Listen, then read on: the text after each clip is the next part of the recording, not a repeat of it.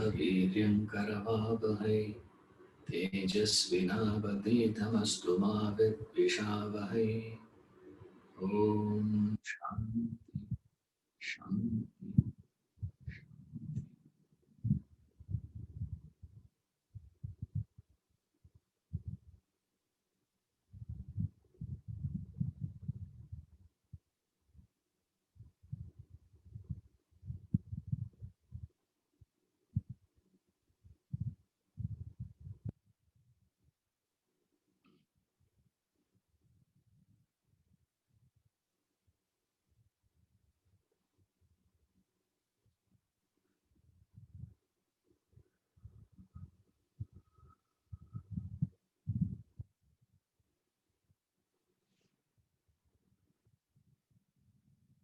The central message is giving in this topic, yourself is supreme reality.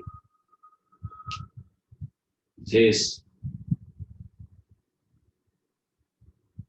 directly contact the self, not through the mediums. The problem is all the light that we are experiencing is all reflected light. Direct light we cannot see. Everything is reflected light only. Similarly, all the happiness that we are experiencing in the world is reflected. It is not original. So you have to go into that. Now that doesn't mean you reject the reflected light. That is not the point. That's what many people have started doing. They say, oh, that means there's no need. No, no. Moonlight is very cool, so pleasant. Enjoy. But as you are enjoying the moonlight, remember the fact. This is called wisdom. Ignorance doesn't understand it. The apparent. You just see the apparent and get carried away by it. Appearance is, it is coming from the world, from the sense objects. Have a desire, a contact, a get it. This is what you believe. But then you start pursuing it, pursuing it, pursuing it. Is where the whole problem starts. That fundamental belief is what is making you go towards the world. So then the desire takes over. That's in the Gita he says, don't allow that desire to gallop, he says. That vega. Resist that vega, he says. Resist the force. How do you resist the force? There's only through understanding, through inquiry. The problem is most people don't want to do that inquiry. They straight away want to start some practice. Straight away they say, you get involved with some practice, some spiritual practice you start. You start some karma, some bhakti, some jnana, something you pursue, something you study, something you go to the temple doing rituals. It's not that they are not, remember. But the fundamental one you have to do is to inquire into the truth, into the realities of things. Now, what is the reality? What is happening here? Is you have a desire. But the problem with the desire is the moment you start contacting the world, that desire-ridden contact promises so many things, but it doesn't give you that pleasure. So what happens? You get disappointed. Okay, every desire creates an expectation. I expect something from that object or from that being. It doesn't matter what it is. So once you contact with that belief, the tragedy is you do see something initially. That's where the problem is. That's how the world dupes us. This is what is referred as Maya. Now, many people think Maya means the world is not there. That is not what is referred as Maya means. You see, it's not that. What it says is, it gives you that illusory belief of something is there. That when you do the contact. But no object in the world is designed to completely satisfy your desire. You see? So what will happen? You go to that. Follow me carefully. You're fresh now, I'll just say that now. You think about it later. I can't say that at the last. Right? After some time you'll get tired. So we'll go to some stories and some, some nonsense we'll talk and close. But follow what happens when you have that thought, that belief. That's why this statement is it. The central idea is that one statement of this. When you go closer, when you get close and actually encounter it, become disillusioned. Now, what is the disillusionment that he is referring to? This is how you are supposed to study these books. This book is not designed for us to glance. This book is designed to be staying at a point. A lot of people, get annoyed with me at times. Hey, going on saying the same thing, man. Move here. There are other topics are there in the chapter. Let's move. That would not help you. Remember, you should have that thing to stay there. Now, what is this staying is what we are doing now. I'm only explaining that one line. It says, you get closer. I don't know one line, that one word actually. Disillusioned. What is this disillusionment? You don't understand. You see how tragic it is. When you see it only, you understand. My God, what is happening? What am I doing? See, you have a desire, and all your desires doesn't gets fulfilled through experience, isn't it? All your desire cannot be fulfilled through physical experience, isn't it? No object, no experience, physical experience, actual experience, satiates your desired expectations. What you expect out of that object, it will never give you, no matter what that object is. When that is not happening, what you do then?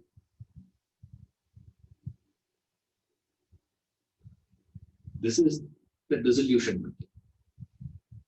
That is interesting to observe what we do in life, what everyone is doing then.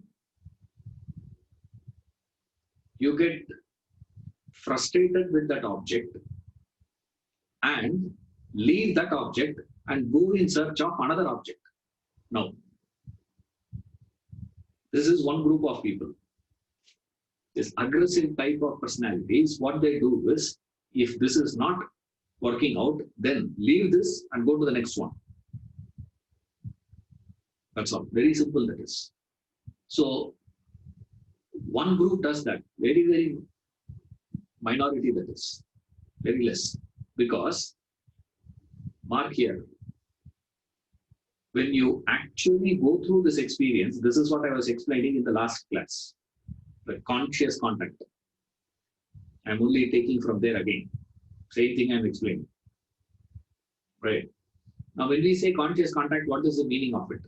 It's not that, you take the food and put in your mouth and consciously chew and swallow. 32 times you chew and then swallow and then keep that water in the mouth for 2 minutes and then swallow. This will not help you spiritually. Remember that. That is not what is meant by conscious contact. When we say conscious contact, what are we doing? We have to see, not the action. We don't care about the action part. Don't worry about paying attention to the action part. That's very easy. And you get the delusive belief that you are doing something spiritual. There's no connection between that and being spiritual peace. That's what this knowledge gives us.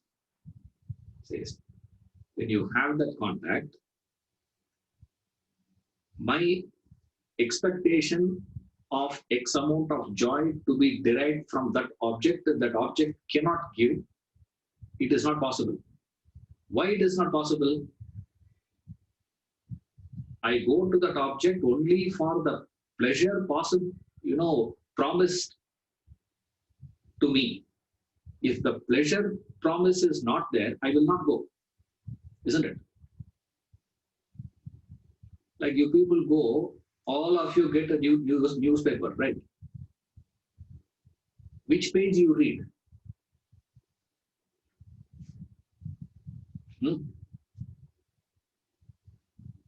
How many of us read the page of science and technology? If you are interested in science and technology, you read that page. Right? Sports page. I don't read the sports page.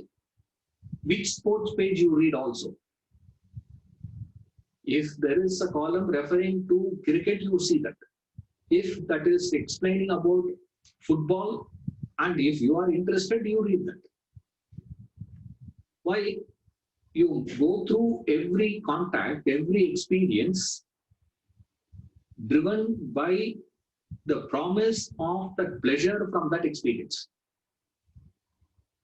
Say, I wanted to eat. You go to a restaurant. You say that the promise thing is there. So you go there. That's why you go to a particular restaurant, eat a particular type of food. But then, in the physical experience, there is one thing comes parallelly. That is, the actual contact, there is an element of sorrow, there is an element of pain associated with that contact.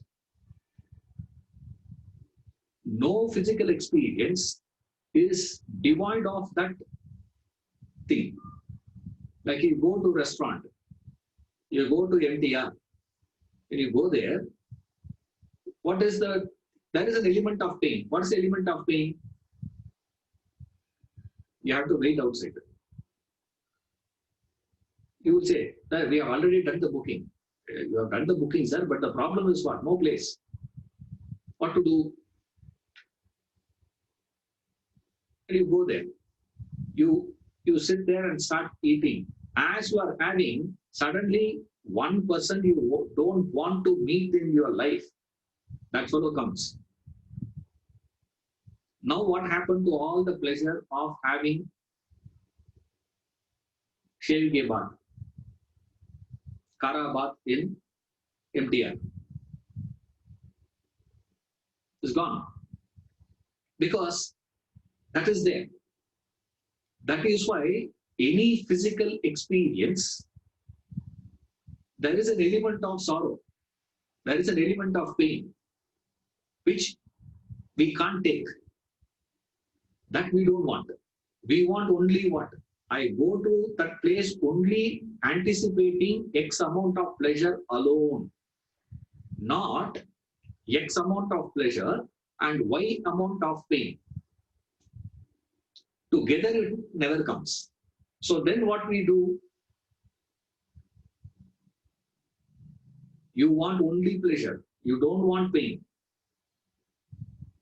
And any physical experience comes as a package. So slowly you will have that desire. And what you do now, sir? You start projecting. The pain factor always gets highlighted and projected by your own mind than the pleasure point. The pleasure dimension of it, the pain dimension of it. Go all the way to Tirupati. You ask a person, oh, how was the darshan?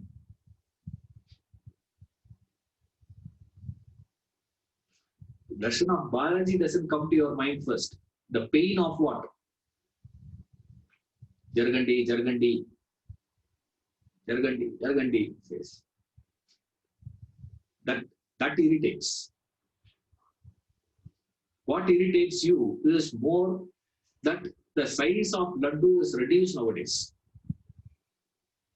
Tirupati laddu is not as big as it used to be. Now, it's very small now, sir. There's a paying factor now. Because you want Tirupati laddu should be bigger, you know. That's what you wanted. Now, that is not happening. And what will be highlighted by your own mind is pain will get highlighted more than pleasure. Because what is the reason, sir?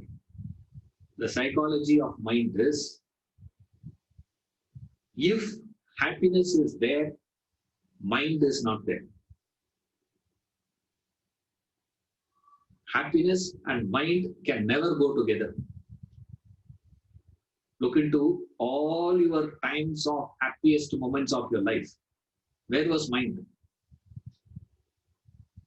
The mind is not there at all, actually. The proof is what? Deep sleep. So peaceful sleep. Excellent sleep. It's a sound sleep we had. When I have the sound sleep. When others have the sound sleep, that's a different sound. Right? That is not what I'm referring to. The sound sleep. What is deep sleep? Deep sleep is what? Dreamless sleep. Sleeping without any dream. Where is mind in that point? Mind is not there. If happiness is, mind is not. If peace is, mind is not. Only one can exist.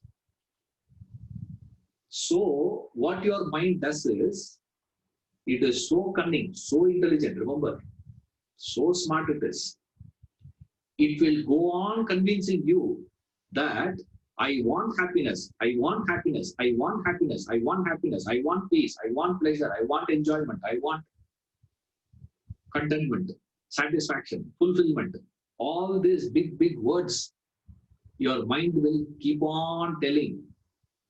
And you will also get convinced, thinking what? I want to keep my mind happy. And the mind says what? If happiness comes, I cannot be. Therefore, what the mind will do? It will never highlight happiness. It will always highlight unhappiness only. Now, every physical experience, any desired experience of yours, you go to it with X amount of expectation. Step one idea. Keep that in mind. I'll come back to it. I should come back. You know, if I don't come back, forget it. We'll deal some other time, right? That's where the problem is. In the physical class, you know, I can get the reminder. Sir, you said that. You should remember for that. You see, many times we will forget. Something you was telling, no, there is it. So before I go, you know, remember, you have a desire. With the desire, I reach to the world. What is that desire? Superficially looking, we will say, I have this desire, that desire, this desire. Nothing. You remember, no child need to be taught to pursue happiness. Isn't it?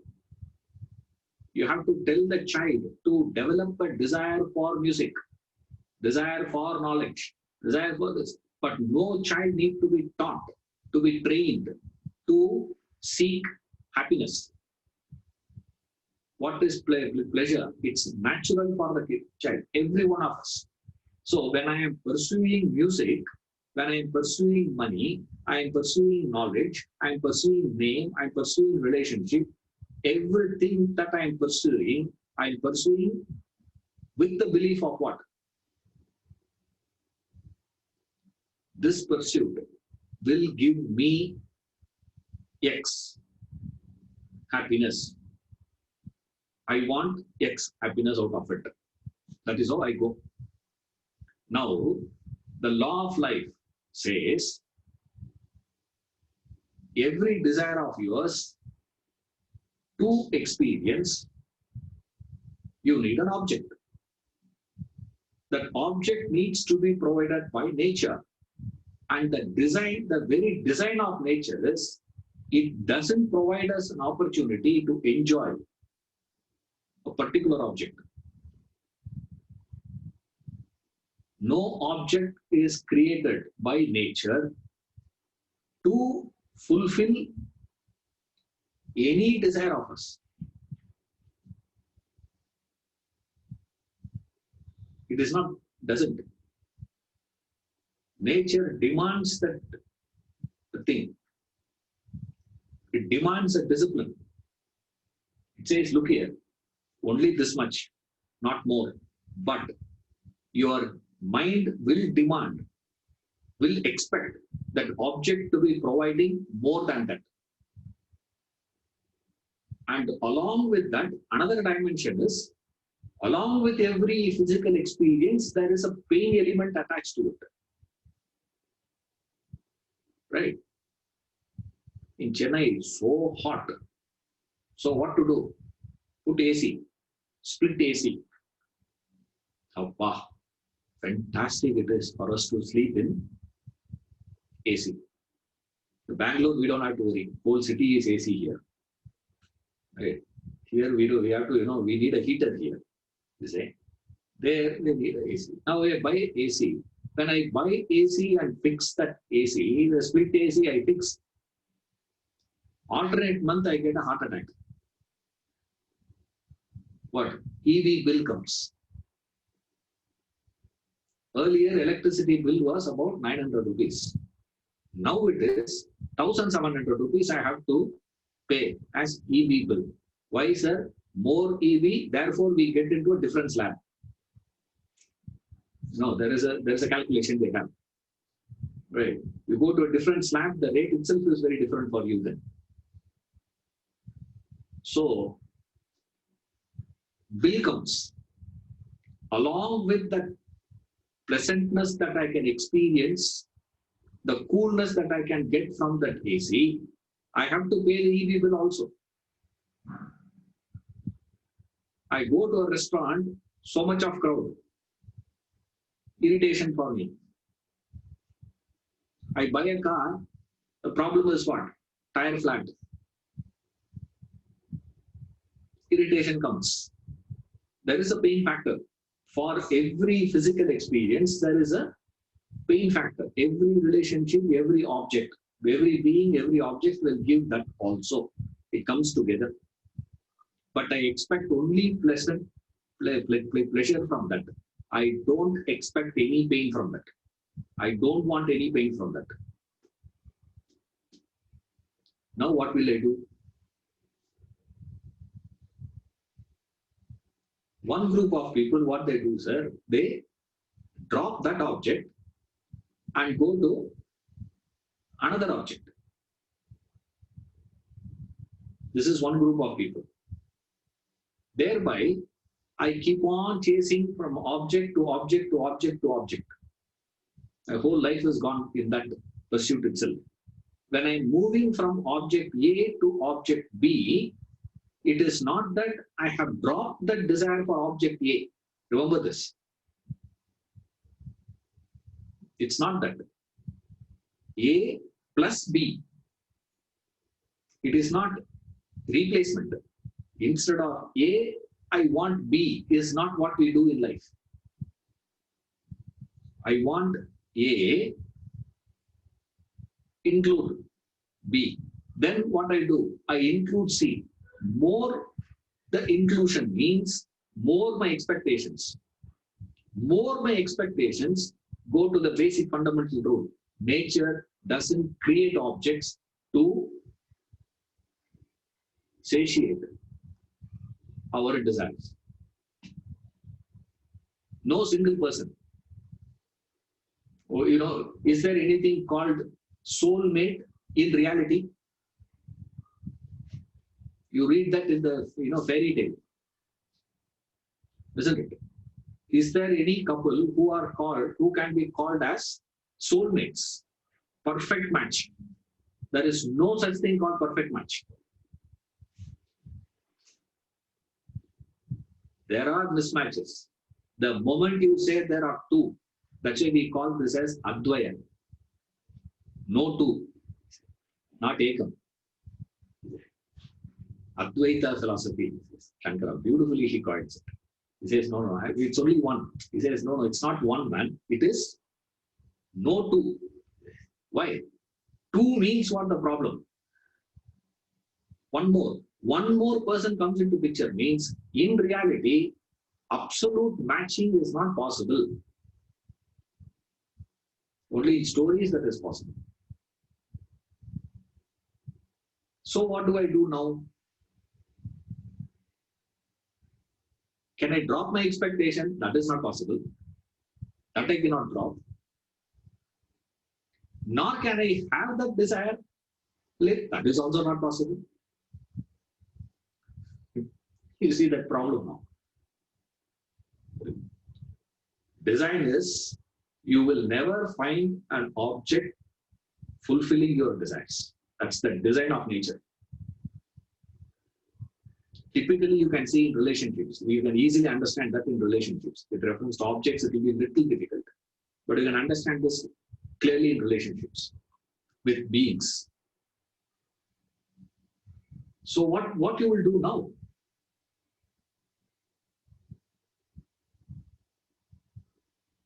You see the paradox of life? That is the paradox he is referring to in the example. You see the light from the moon, but there is no light in the moon. Absolute paradox. Yeah. Is there any logic in that? Logically, can you explain that?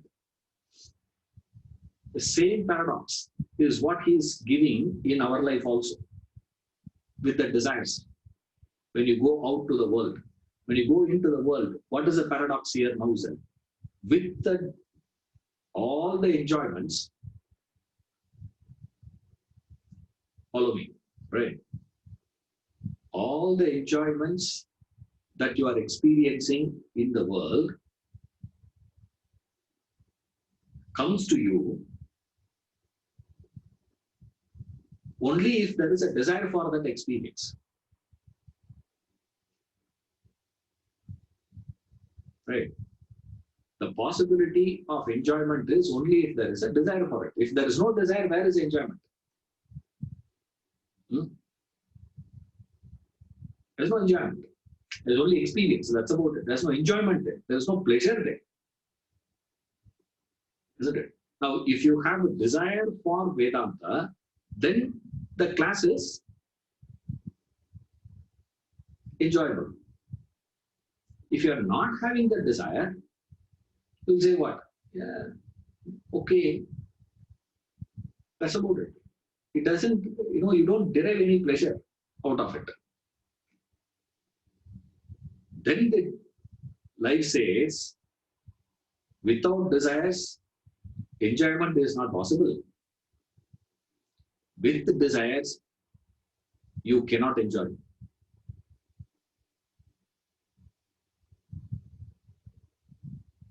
For you to enjoy, what you have to do, sir? Drop the desires. Okay. How do you explain this? I don't know whether I'm making sense to you people. Whether you understand. It's clear to me, at least. I don't know whether it is clear to you people. The paradox of life is this. This is the fundamental paradox of life. It says, if you want to enjoy, you need desire. But desire cannot give any enjoyment.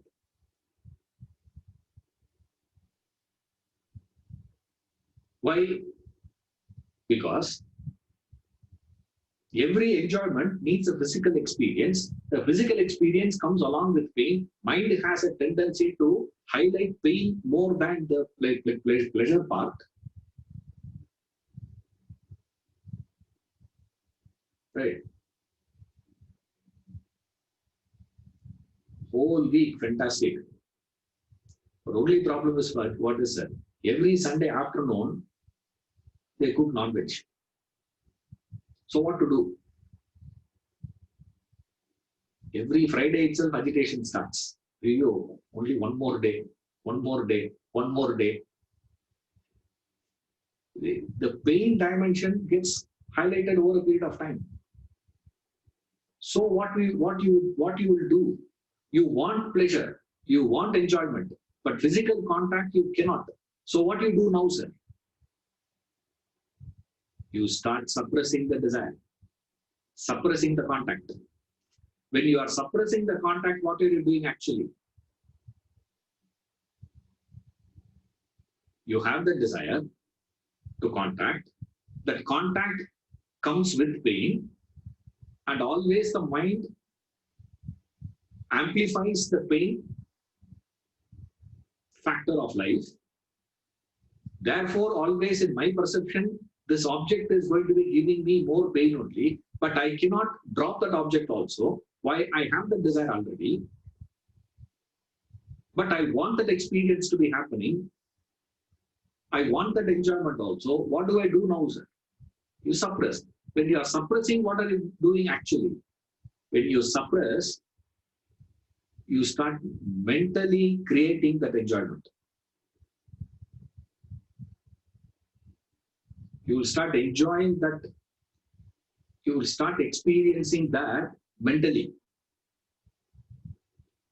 That's what typically these lovers do. You see, when they cannot meet, when they cannot reach to the other person, what is he doing mentally? Sitting in the park.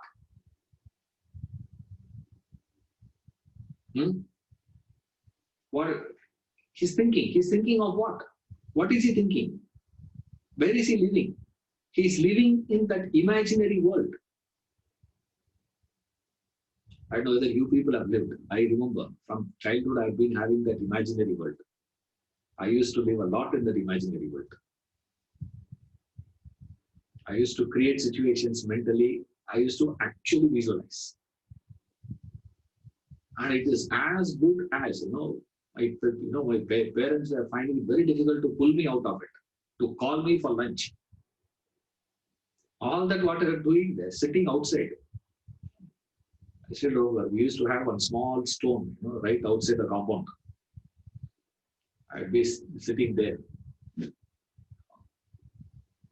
I'd go on and on and on and on. Whole day you can go on. This is how your desires are getting strengthened. Now we don't understand how your desire gets strengthened. Your desires are getting more and more stronger, not by physical contact. Contact. That contact will give you pain. Therefore, what we do? Vedanta says, go ahead, go towards the world. No problems. Go, say.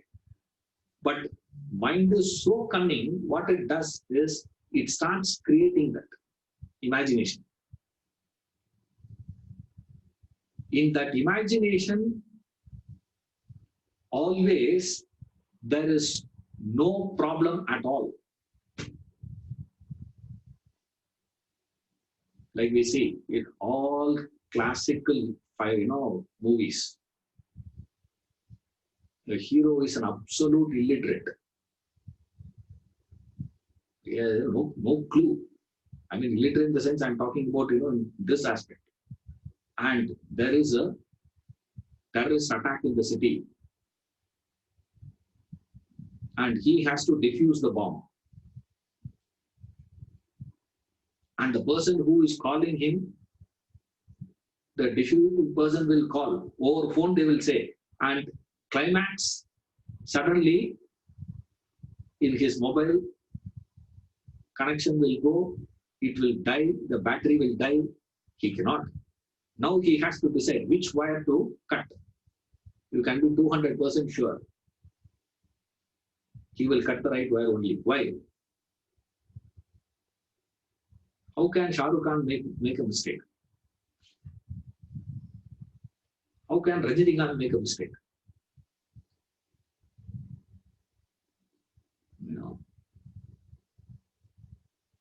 the villain will try to escape, taking a chopper, helicopter.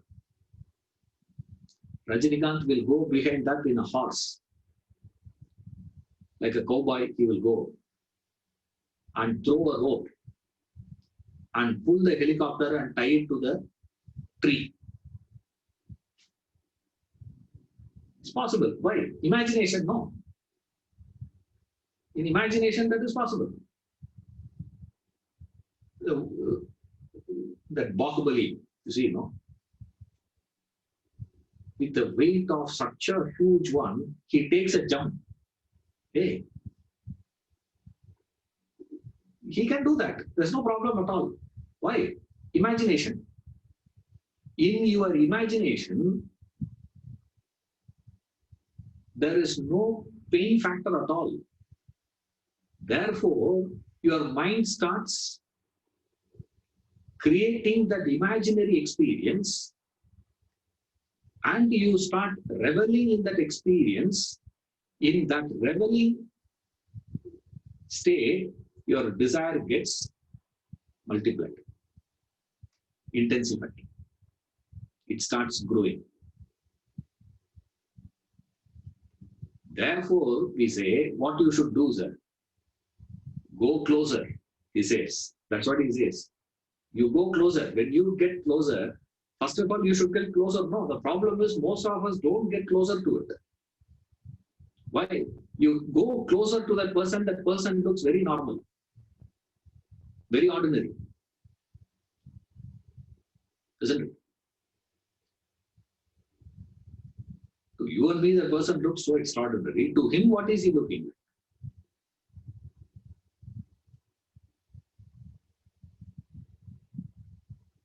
Closer you go, closer you go, closer you go. He says, go to that. That's what the point is. That is why this statement is very interesting. Is when you get closer, the question is, do we get closer? He says, get closer. Where are we standing? We never put in an effort to go to the moon. We don't try. Where we live happily on earth. No attempt has ever been made by us. One or two fellows in a generation attempt to go towards the moon. When you get closer, you get this understanding. All that joy that I am claiming through desire is what joy? Imaginary joy. It's a pure imagination of yours. In reality, it is not there. You see, in reality, where is joy? You probe with your own experience, with your own desires that you have pursued in your life, which you believe to have got fulfilled. What is it? For a temporary period of time, a couple go. After honeymoon, what is it? That's all. After honeymoon, after 2 years, you go and meet the couple. If at all we go and bless couple, best couple. Example, he still keep showing who? Vasishta, Arundhati. Even today, we keep showing them only. You know, Vasishta, Arundhati, Vasishta, Arundhati, Vasishta, Arundhati. Why can't we have the courage and go to that newly wedded couple and say, be like us? Does any one of us say that? At least for argument's sake, can you say that? Just for the heck of it. We will say what? Pa, don't be like us. Learn from. The wife will be telling the girl. Husband will be telling that boy. What is advice husband will give? See, they will look fantastic initially. Okay. Don't fall for it. First thing she know what she will do. He'll say your hairstyle is not good. And he'll say, I'll comb your hair. She will come with a comb. Don't bend down. You bend your head and allow her to comb your hair. That's it. can never raise again. Anything this lady goes to that, this man will show a lot of affection to you. Be careful. Don't allow your sister to come home.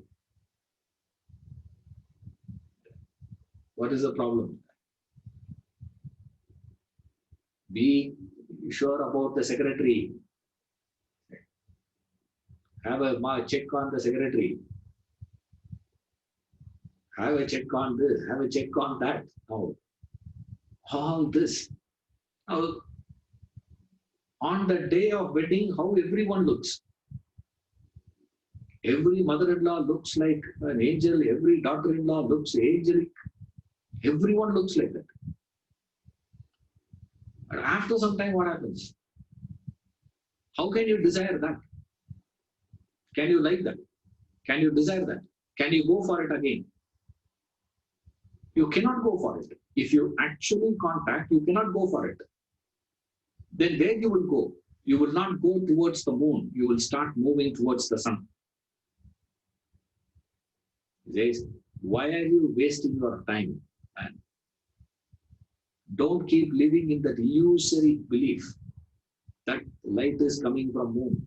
You are enjoying the moon. You are enjoying the moon. It's imagination. It's a reflection. You are living your entire life in the reflection mode. Yes. You lose the capacity to enjoy. The discipline. You lose. You lose the capacity to enjoy. Nothing wrong. Immediately we start criticizing the objects. Don't criticize the object. Don't criticize moon. That's not the point here. The point is understanding that it is not there. Then where is it? Go in search of that. Going in search of that is what the prince is doing in the next paragraph. A fascinating analysis. You see, now all of you who have the book, if you are not having the book, there's no point in studying. Right? You know, this book is compulsory one to be there with you. If the book is not there, listening to the class is waste of time. You know, you can move to some other lecture. You can do, at least you can watch some TV serial. You can't say TV serial nowadays. What is it? Seasons. Episodes you can keep watching. Season 1, Season 2, Season 3. You can keep watching all the web series. Don't waste your time. If you are having the book, take down that paper. This is what I did. So I do recommend this to you all. In my first copy of Vedanta Treatise, I changed the whole thing there. The prince, the story here is the prince approached a sage reverentially to learn about God. A conversation ensued. So he's just capturing the conversation. Now what he's giving here is, see, the inquiry process for all of us will always start external. Remember that. He is not starting the analysis from internal inquiry. The inquiry is the same thing, remember. The spiritual inquiry starts macrocosmically, outside. What is God? Where is God? Is there God?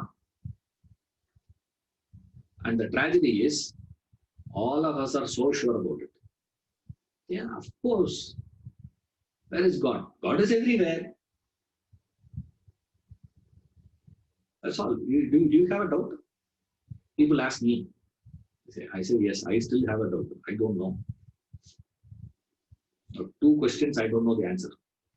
I say, about God, that's what Buddha also. At least Buddha answered 1 question. The other question only he didn't answer. About God, you ask Buddha, he never answers him. Just keep quiet. There is no point in talking about it to you. This spiritual inquiry, the starting point externally, if you have to do it, it is what is God? Who's God? Very easy. Is there a God? What is the concept? External. Internalize that same question, bring that same question inside, is who am I?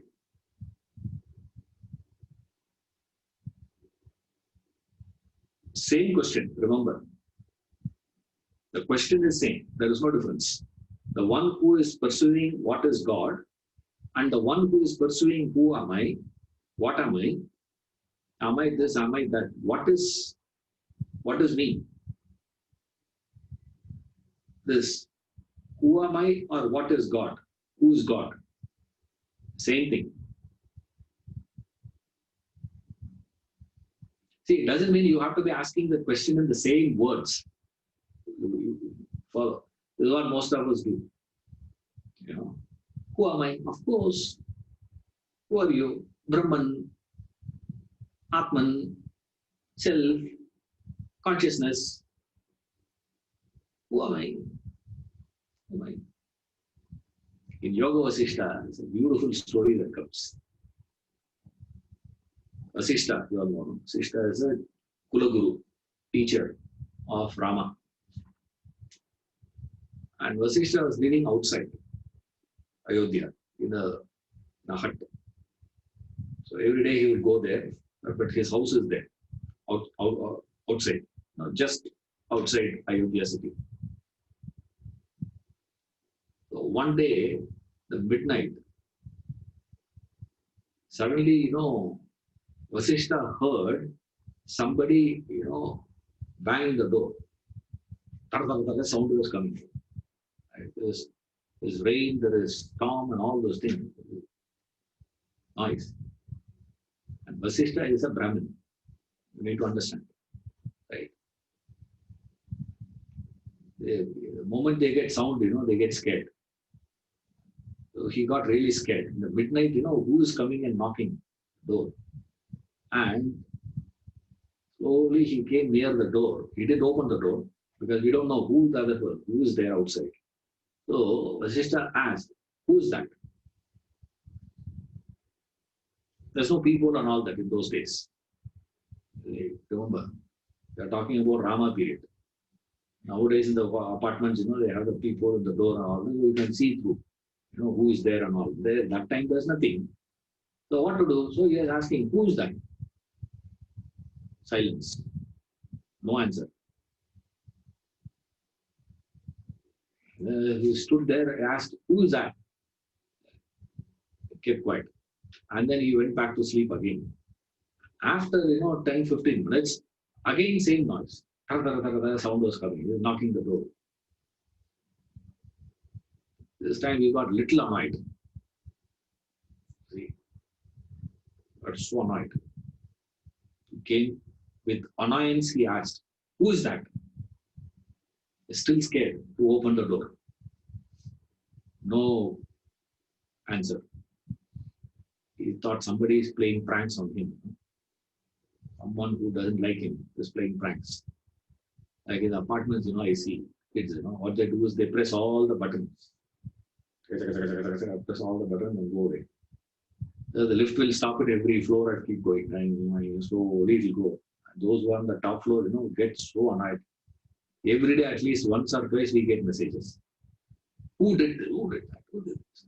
Who is doing that? We have to check this, CCTV camera. We have to check that. And we have to warn this person. We have to penalize the person. 500 rupees fine. This is that fine. This is fine. All that. And the child says, what? I'm not going to pay. Father is going to pay. What is his problem? Now that he has paid the fine, he will do twice. Isn't it? Like people who pay that penalty,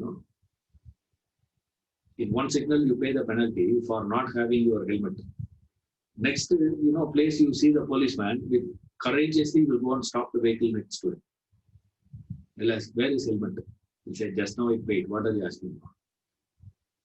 So they can do that whole day, no problem. This fellow, he thought somebody is playing pranks. Then third time also it came that fear and anger gave courage to a sister.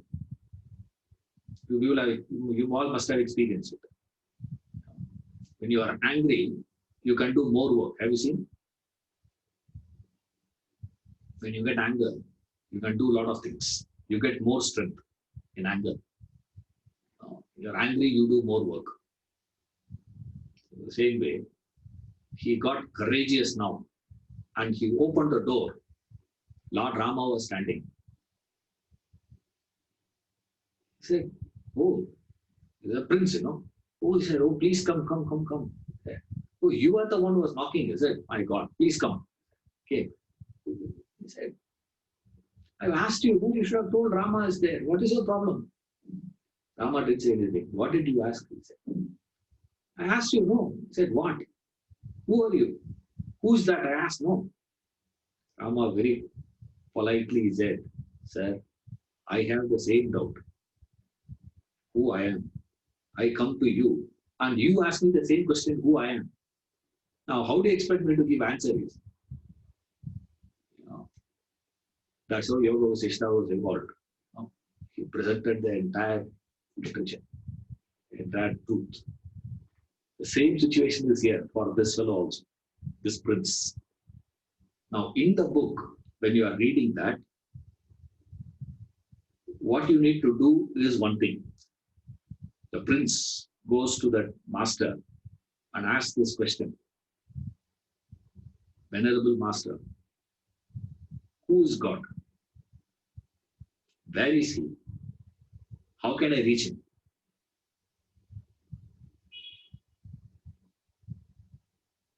Sage. He doesn't know who this fellow, obviously. Okay. Like when Ramtirtha was there in US, his organizers, somehow managed a meeting with the president of the United States. So when they told, Rama, that look here, Rama, sir, when you are meeting the president, there is a way of addressing him. You don't address them by name. So you got to be addressing. So they will come, protocol, all that has been done. So they said he will come, they will introduce him. He is the president of the United States. Correct.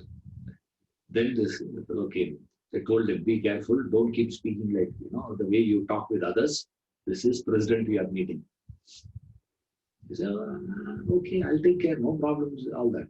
He came to introduce this president. He said, did you introduce me that I am the Lord of the universe?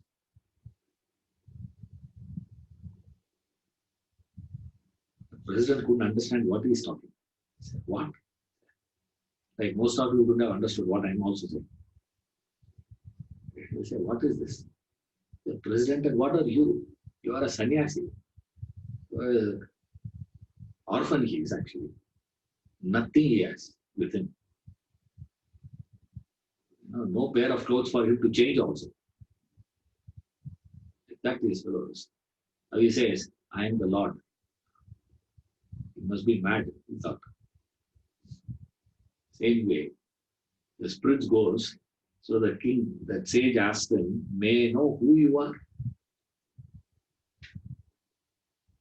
He gives a reply.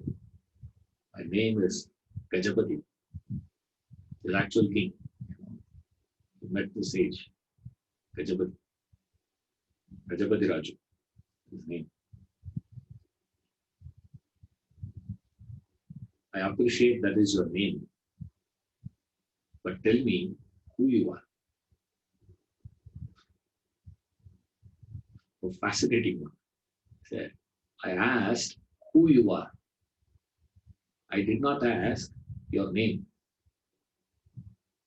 The name is not you.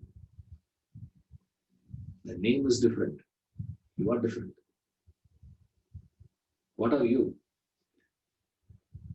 And they say, the prince must have got really confused. I'm a prince. Is that not your status? Yes, it is. It is my status. Yes. Obviously, I'm not asking what is your status. Are you a teacher? Are you a student? Are you a sportsman? Are you a musician? Are you that? I'm not asking what you do, man. What is your status? That's not my point. Point is, who are you? He says, finally, this prince comes to the point. He says, I am just a human being. He says, hey, that's a species you belong to. You are not a bird, you are not a beast. You are not a plant, you are not a bird, you are not a beast. You belong to the species called human. I am not asking about which species you belong to. I wanted to know who you are.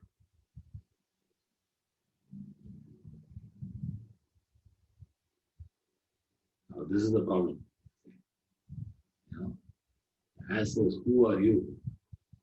You see, in this inquiry, what is important to register in mind is, it is the question that is important, not the answer.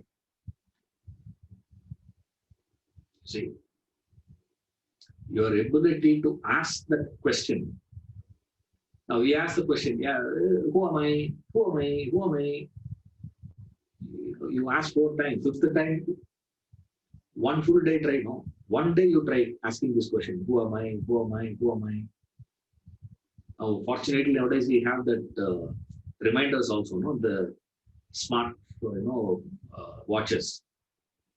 It will vibrate. You can give that, vibration. Every time it vibrates, I will ask the question, who am I? Who am I? Who am I? Who am I? Who am I? Who am I? Who am I? We played that game in the academy. We were studying, myself and other, Every time we meet each other, we would ask this question. Who am I? Who am I? It became such a big joke, actually. Who am I? Who am I? Who am I? Who am I? After a point of time, we got totally confused. We said, hey, stop this, man. It is maddening. You go mad, actually. You don't become a Mahatma, you go mad. But we wonder, how is that this man stayed with that question, who am I, for 11 years?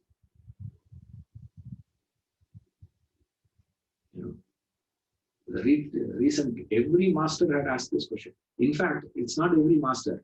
Every child asked this question. Every child would have asked this question of both.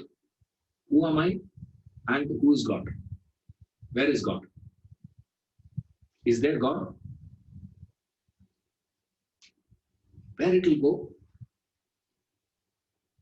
Like in 2012, they said world is going to end. I remember Purni coming and asking me. He said, it will end. End means where? End means where it will go.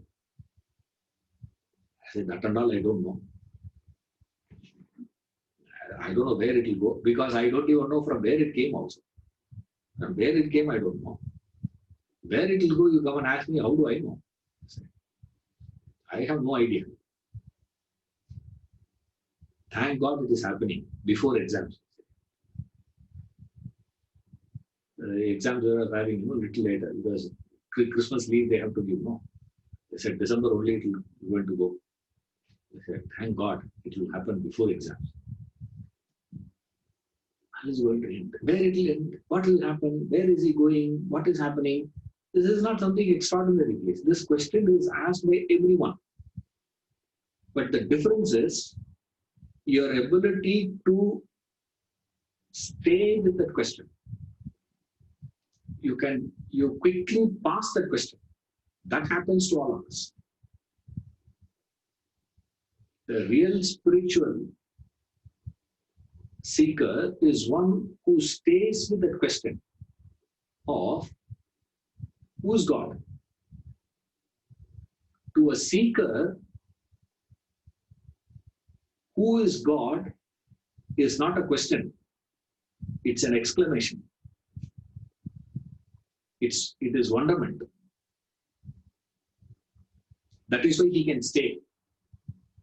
Who am I is not a question mark. Now, a lot of us put a question mark in that.